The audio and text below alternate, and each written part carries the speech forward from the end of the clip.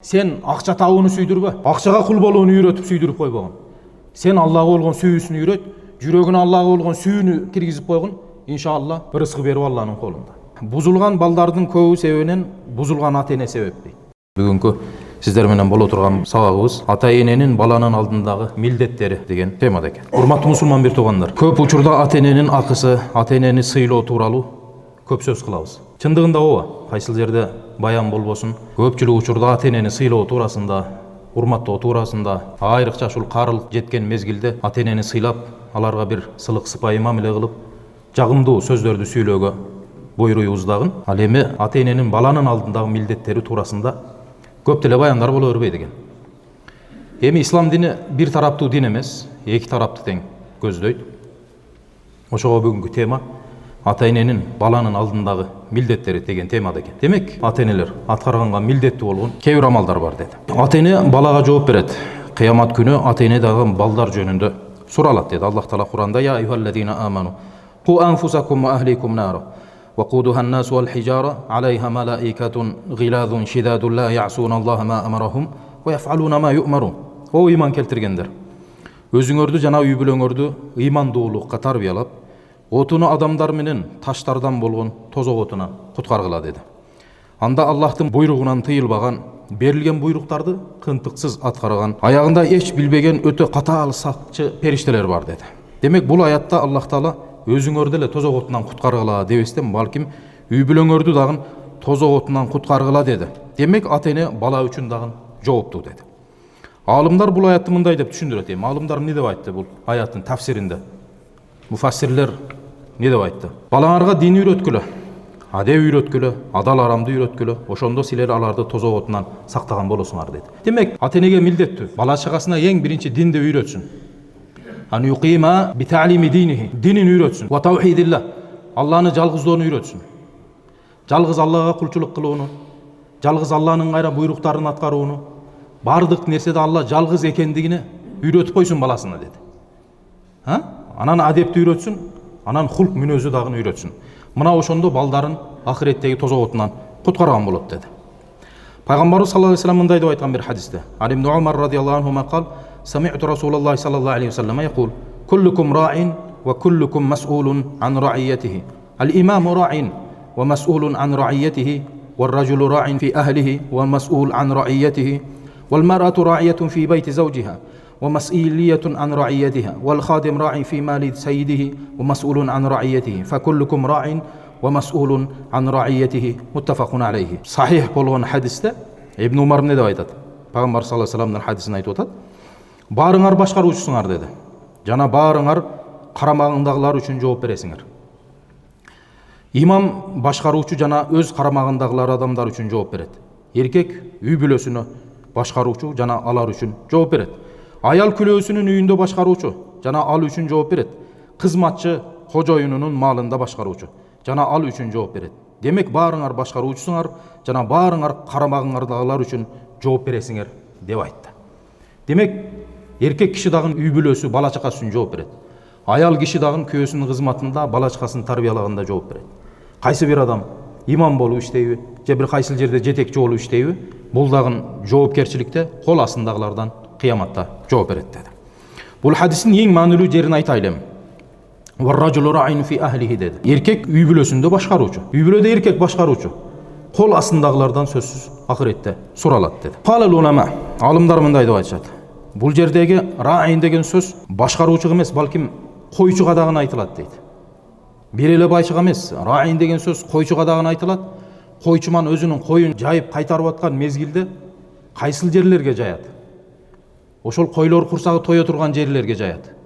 Аларды өзү кайтарып карайт, карышкырдан сактайт, башка нерселер жеп кетүүдөн сактайт, ачка койбойт. Демек, ошол адам кол астындагы нерселер жөнүндө суралат. Койчуман бирөөдүн коюн кайтарышы мүмкүн да. Койчу болуп бирөөдүн коюн кайтарып аткан адам дагы ошол өзүнүн кызматы жөнүндө суралат деди. Ошондуктан арымдар айткан, ата баланын дүйнөсү үчүн эмес, ахирет үчүн жооп берет деди. Эми мунаны караңыздар. Дүйнө үчүн эмес. Эмне үчүн балаңды үй салып, үйлөндүрбөдүң? Эмне үчүн машина же уну алып бербедиң? Деп сурал, дүйнө жөнүндө суралбайсың ата-эне деп. Ата-эне балаңа кандай тарбия бердиң? Ахирет үчүн сураласың dedi. Ата үй бүлөнүн башкаруучусу, эне үйдүн башкаруучусу. Экөө тең бала үчүн жооп берет dedi. Эми ата-эненин баланын алдындагы негизги милдеттерин айталы. Биринчиси, ал-аввал. Балага жакшы ат коюу ата-эненин милдети дейт. Төрөлгөн балага жакшы ат коюу, атап коюу ата-эненин милдети. Пайгамбар саллаллаху алейхи хадисте айтат: "Фи сунан Аби Дауд, ан Аби Дарда радhiyallahu anhu qal, qala Rasulullah sallallahu aleyhi ve sellem: "İnnekum tud'auna yawmal kıyamati bi asma'ikum wa asma'i abaikum fa ahsinu asma'akum." Kıyamat günü öz atыңар жана атаңардын аты менен чакырыласыңар. Ошондуктан жакшы ат койгула dedi. Демек ахиретте адам баласы өзүнүн аты менен, анан атасынын аты менен чакырылат dedi. О, паланчанын баласы паланчы деп чакырыласыз dedi. Ошондуктан ата-энеге милдеттүү балдарын дагы ат коюп аткан мезгилде жакшы аттарды коюп атап коюу милдет болуп атат. Вассани, экинчиси, балага жакшы тарбия берүү. Пайгамбар саллаллаху алейхи хадисте айтат: "Ан Айюб ибн Муса ибн Амр ибн Саид ибн ал-Ас ан абихи ан джаддихи анна Расулуллах саллаллаху алейхи вассалам qal: "Ма нахала валидун валадаху мин нухлин афдалу мин адабин хасанин." Атанын баласыга берген эң чоң белеги бул жакшы тарбиясы dedi. Атанын дүниөдөгү балага бере турган эң чоң белек, эң чоң хадия, эң чоң белеги бул жакшы тарбия берүү dedi. Вассалис, үчүнчүсү, балага дин үйрөтүү, намаз үйрөтүү dedi. Пайгамбар саллаллаху алейхи вассалам хадисте айтат: "Мурру ауладакум бис-салати ва хум абнау 7 синин, вадрибухум алейха ва хум абнау 10." Раваху Абу Дауд. Абу Дауд риwayatлаган хадисте Пайгамбар саллаллаху алейхи вассалам бизге балдарыңарга 7 жашында намазды буйругула, 10 жашына окубаса тарбия бергиле деп айтты дейт. 7 жашка келгенде балага намазды үйрөт. 10 жашка келгенде эгер сага кулак салбаса жакшылап тарбиялап койгон dedi. Демек балага эң биринчиси, мен жогоруда сөзүмдө дагы айтып кетем. Ал-ваджиб алал валидейн. Ата-энеге эң милдеттүүсү ан юқима би та'лимид-дин. Экөө тең ата дагы, эне дагы баласыга динди үйрөткөнгө милдеттүү. Жаш кезден динди үйрөтсүн. Алланы таанытсын. Сен динди үйрөтүп кой, Аллахты таанытып кой.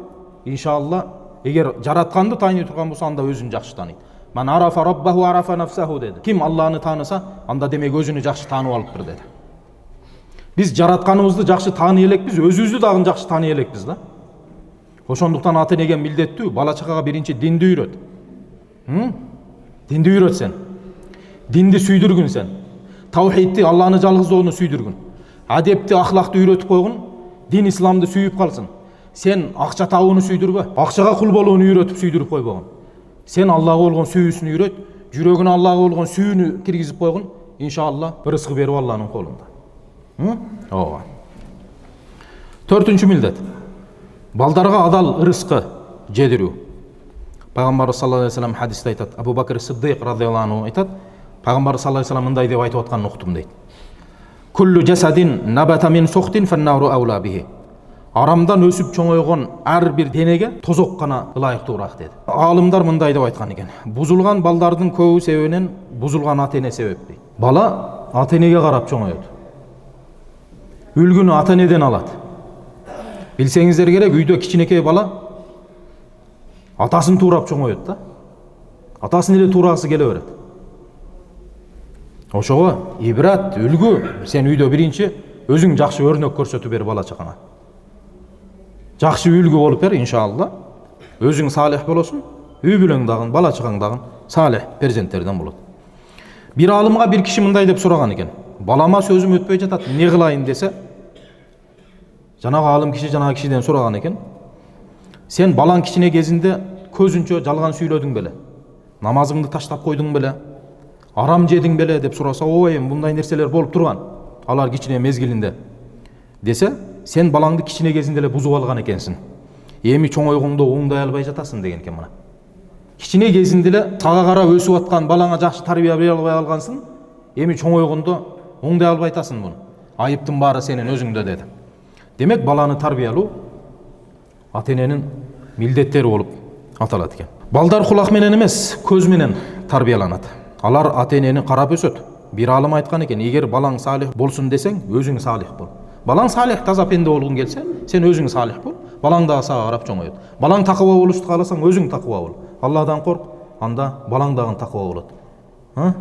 Балаңдын көзүнчө жалган сүйлөбө. Жалган убадаларды бербе. Сен чын сүйлө, жакшы убадаларды бер, убадаңа бекем бол. Алла насип кылса балаң дагы чынчыл, аманаткөй, убадасына бекем инсан болуп чоңоет деди. Адилеттүү инсандарды көрсөң, тарбиялуу, адеп аклагы жакшы, аманаткөй, убадасыга бекем болгон инсандарды көрсөң, не дейсиң? Атаңа бәлли дейбиз да. Атаңа рахмат депчи. Демек атасы ошондой тарбия берген. Атасы ошондой адилеттүүлүккө буйруган. Аманаткөйлүккө буйруган. Жакшы инсан болуп чоңойгонго себепкер болгон. Андыктан балага жакшы тарбия берүү ата эненин милдеттеринен болуп аталат.